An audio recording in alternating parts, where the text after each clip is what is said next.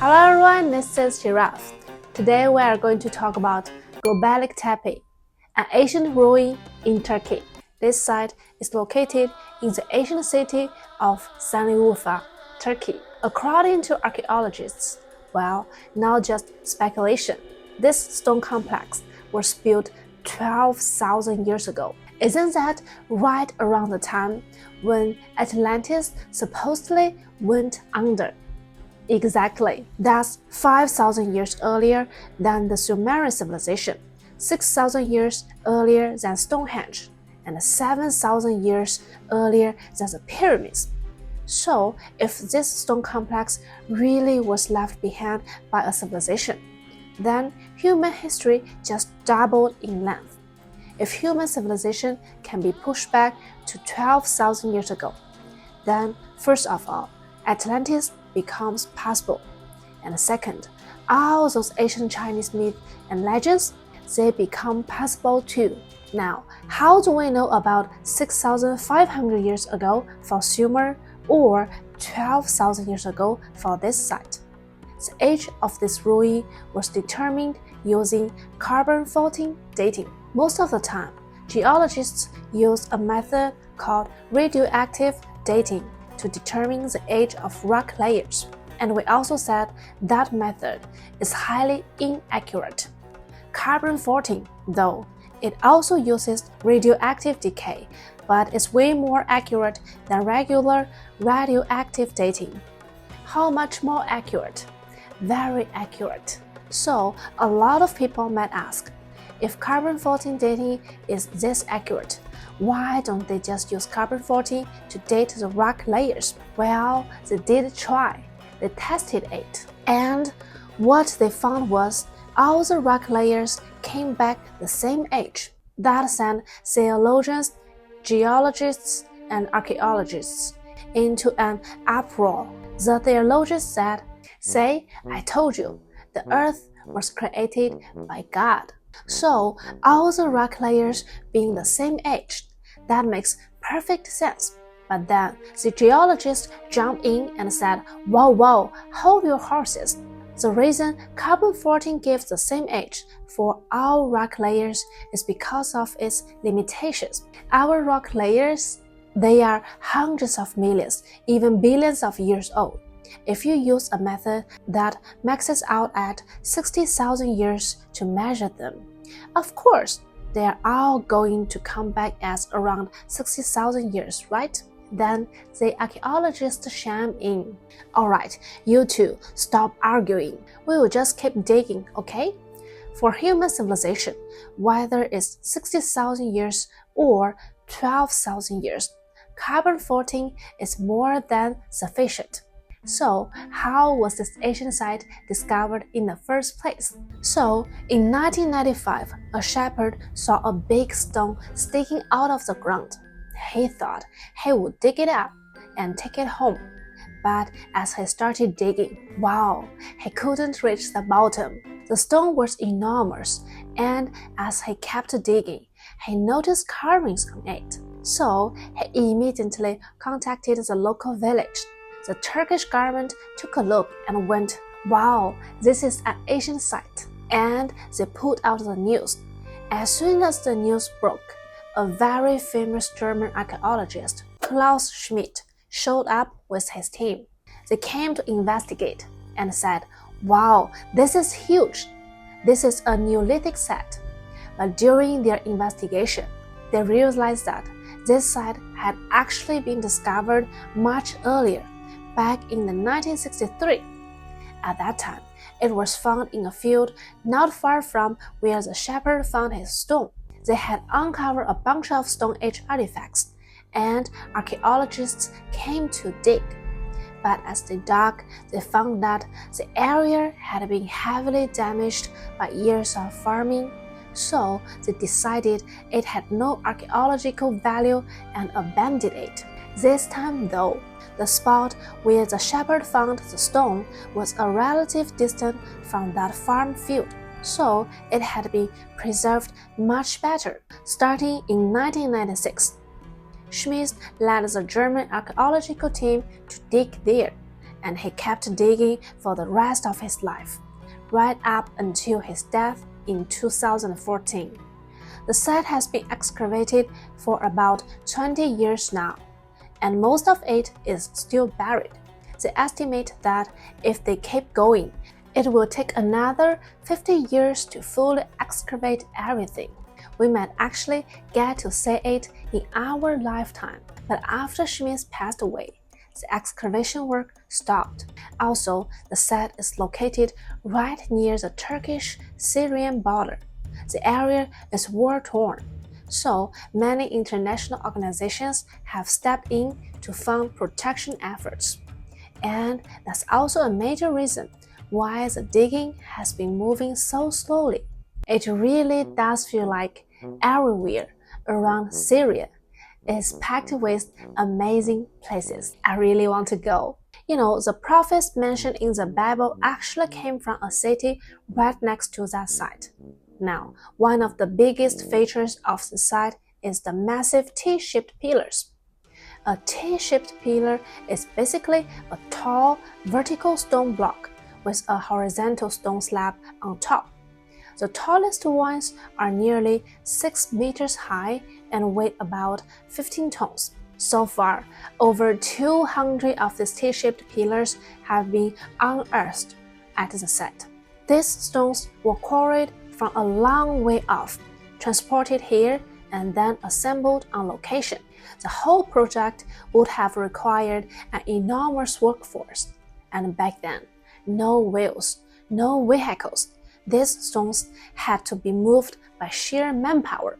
Moving just one of the stones would take 50 to 60 people. Considering that, the construction crew would have to be at least a few hundred, maybe even 1,000 people. But here's where it gets contradictory. In 12,000 years ago, most of the sites we've found so far show that people back then were hunter-gatherers. They didn't settle in one place. They wandered around every day, hunting for food. When the game ran out in one area, they moved on to the next. That's how they lived, whether hunting or gathering. The food supply was very limited, and they had to work for it every single day. So how could they possibly have had that many people with spare time, chiseling stones and stacking these things? So this structure must have some practical value. And even if they had 500 or 600 or even 1,000 people, building this stone complex would have taken at least several decades. That means these people stopped hunting and just stayed there building this thing. And someone else fed them. Exactly. Someone had to be feeding them. That's the only way. This raises a whole bunch of mysteries. Why build this thing? Why was it so important? And who was providing the food? Probably they built it for the gods, and the gods provided the food. And it's the same deal with pyramids too. With the pyramids, tens of thousands of people building those things. No food, no water, just hauling giant stones all day long. In an era when people could barely feed themselves or keep warm, how on earth did they have the leisure to be carving stones? We wouldn't have that kind of motivation even now. And there's something else. Another thing that baffles archaeologists. This structure isn't a residence, and no residential remains have been found nearby. Nobody ever lived here. All those people spending 10, 20, even decades building something that can't be lived in. And they didn't even live nearby, just like the pyramids. With the pyramids, they say tens of thousands of people built them, but no traces of a large population living nearby have ever been found. That's very strange. Why would they travel all that way every day, haul these stones, and then go back home to sleep? Probably because of religion. So the archaeologists started looking for architectural styles that matched what they had unearthed to figure out what this place was actually used for. And they found that it doesn't match any architectural style ever discovered on Earth. If anything, it resembles, in a circular, layered way, Stonehenge in England. But we don't know what that was for either. Looking at the rings and the carvings on the stones, people quickly started guessing. This must have something to do with religion. Even Schmidt himself believed this was definitely a temple. If it's a temple, then the questions get even bigger. A temple means religious activities. Religious activities means rituals. Rituals means a priestly class. And on top of that, a project this massive would have required a leader, someone to organize everyone to do the work. That organizer would have had a higher stature than everyone else. So, from both angles, you can say this group has social hierarchy. And where there's hierarchy, there's civilization. If that's the case, then Sumerian civilization isn't the oldest. This is. And if this is a civilization, then that creates a chain of new questions. Who were their leaders? What was their history? Where did they come from? The Sumerian civilization actually has the same mystery. How did it just suddenly appear? Human civilization doesn't seem to evolve gradually. It all seems to pop up all of a sudden. Later on, many scientists discovered a type of wild wheat around this site.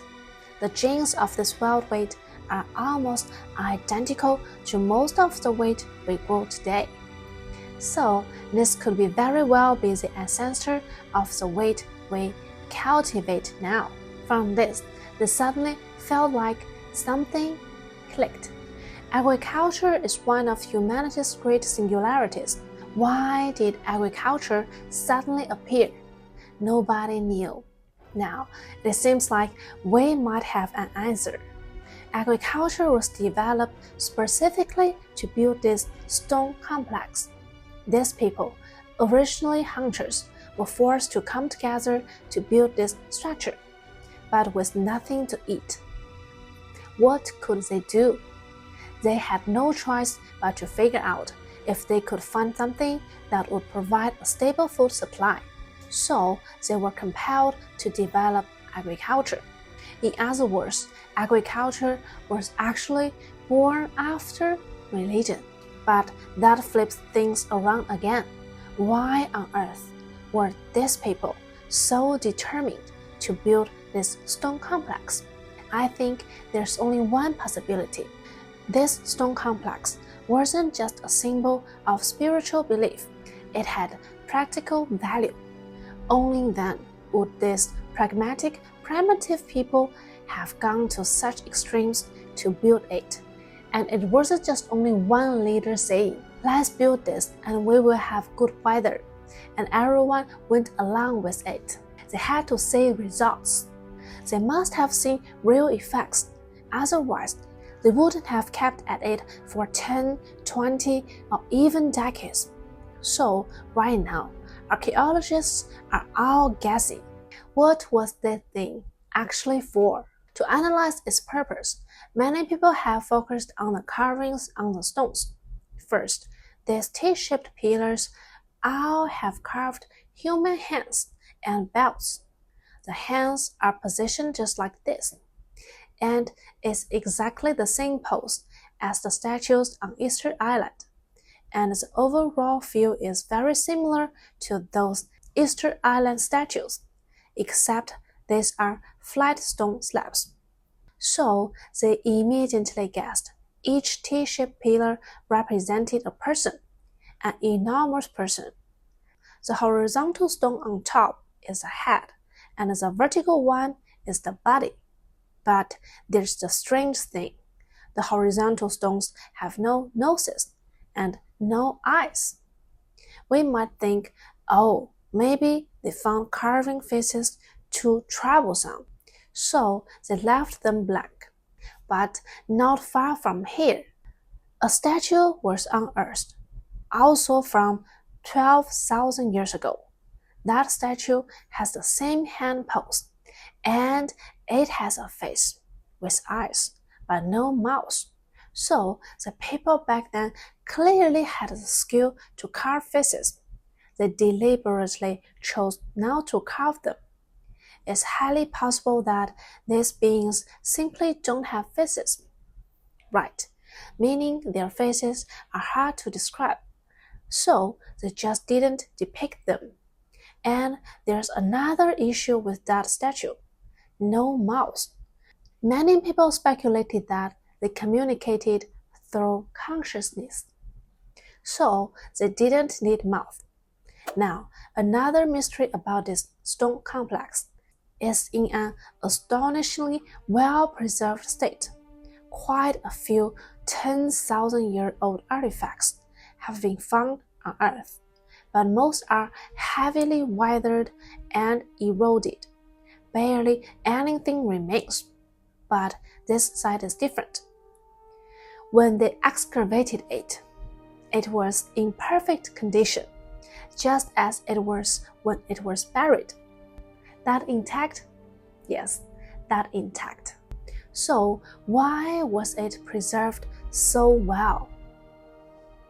It's because this site was deliberately buried by people. Other sites get buried by wind, water, mudslides, things that just wash over and cover them up.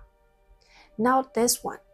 People deliberately dug up soil from far away, transported it, and used it to bury the site. And it wasn't just a single burial. Here's how it went. First, they built a really large stone complex.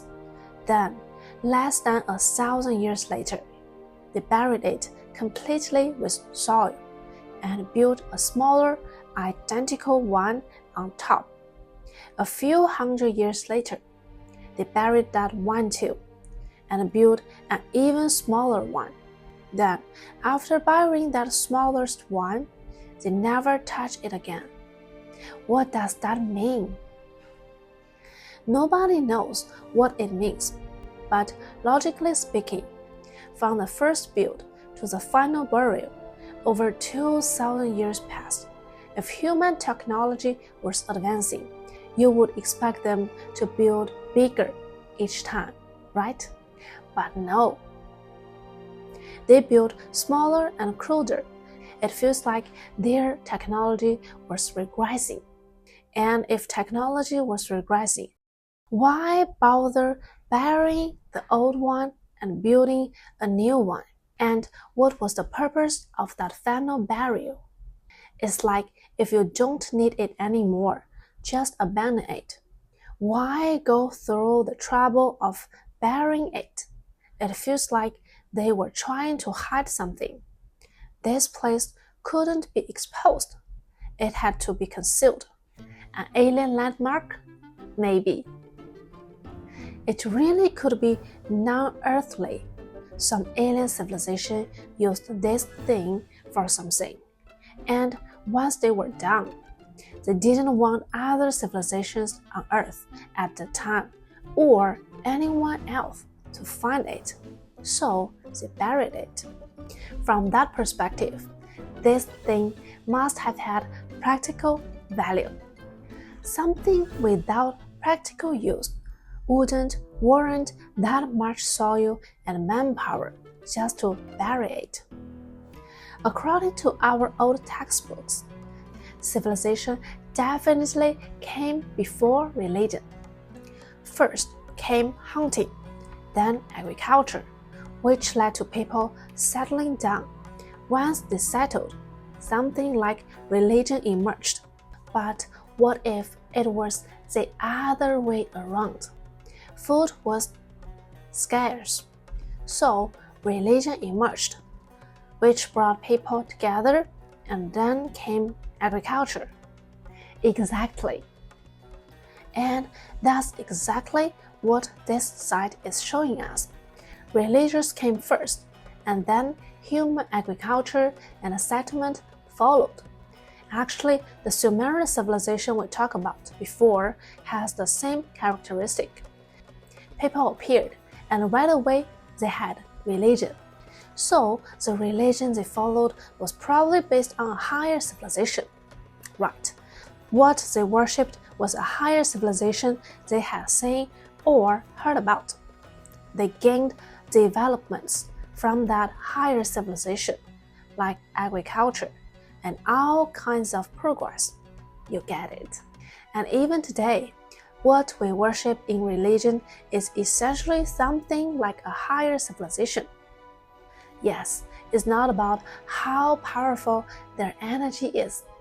It's about their thinking, which is completely different from ours. So this thing is clearly beyond our intelligence, something more advanced than us. It has to be more intelligent than us. So where is it?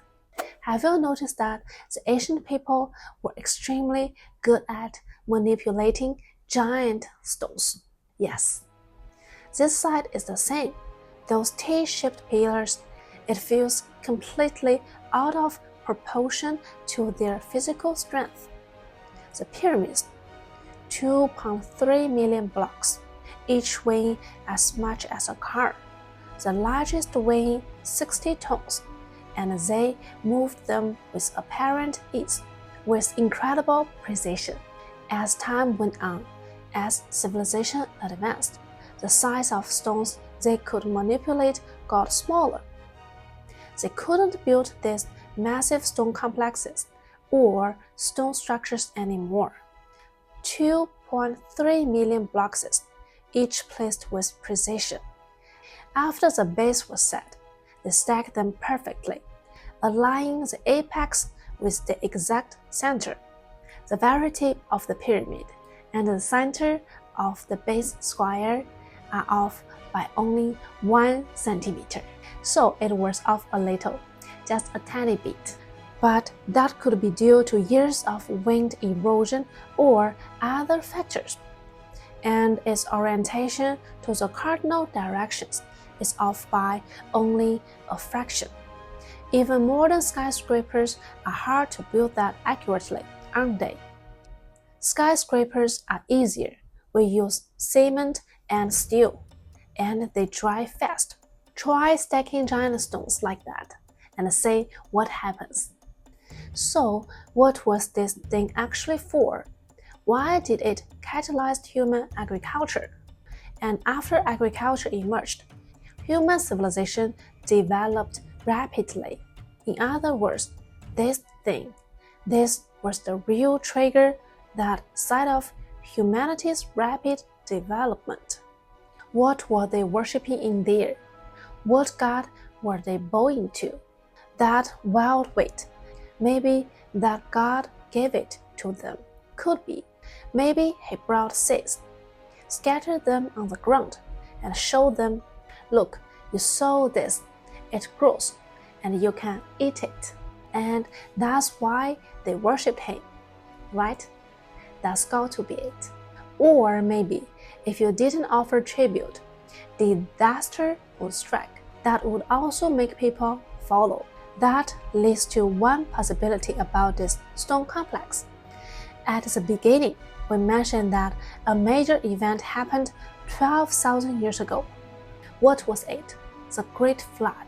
If the Great Flood really did happen 12,000 years ago, then these people were the survivors. If the flood was a divine punishment that wiped out most of humanity, and only a small handful survived, was the first thing they would do. The power was so immense, it destroyed most of humanity, and you are clearly the inferior being. The first thing they would want to do is escape that fear. How? Worship the divine. This was more important than eating, more important than drinking, more important than anything, right? This is the sharing for today. What do you think of Göbekli Tepe? Leave your thoughts to the comments. See you next time.